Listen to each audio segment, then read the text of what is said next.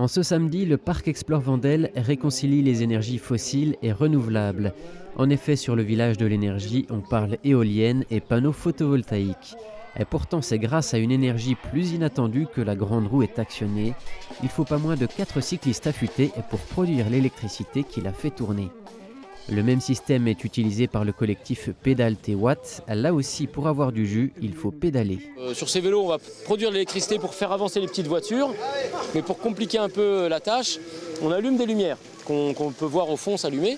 Et plus les lumières consomment, donc on commence par des lampes économes et puis on monte sur des halogènes, on en allume plusieurs. Et plus les lumières consomment d'énergie, plus c'est dur sur les pédales. Puisqu'il faut forcément produire l'énergie qui est consommée. Ouais, c'est super difficile.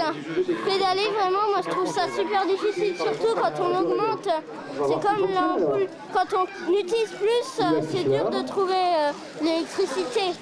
Parce que ça coûte plus cher quand on utilise plus. Donc c'est pour ça qu'il faut moins utiliser les ampoules électroniques. Si jamais, par exemple, vous allumez votre lampe, il ne faut pas la laisser allumer toute la nuit, sinon c'est de l'électricité perdue.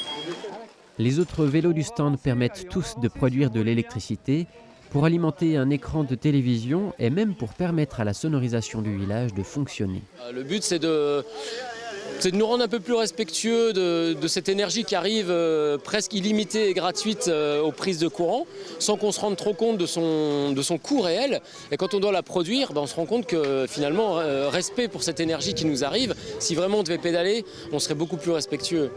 L'énergie est d'une grande valeur, l'alimentation aussi.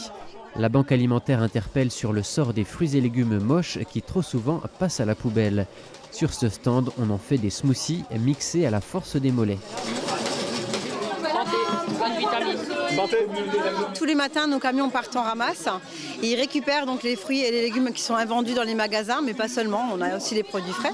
Donc ces produits-là sont triés. Quand dans un filet d'orange, vous avez une seule orange qui est abîmée, donc on jette cette orange-là et on recycle 9 autres en les distribuant aux associations partenaires. De la nourriture à la production d'électricité, en passant par l'isolation des habitations, le village de l'énergie a fait passer son message. Tous les petits gestes sont bons pour préserver la planète. Petite Rosselle était la dernière date de cette 8e édition.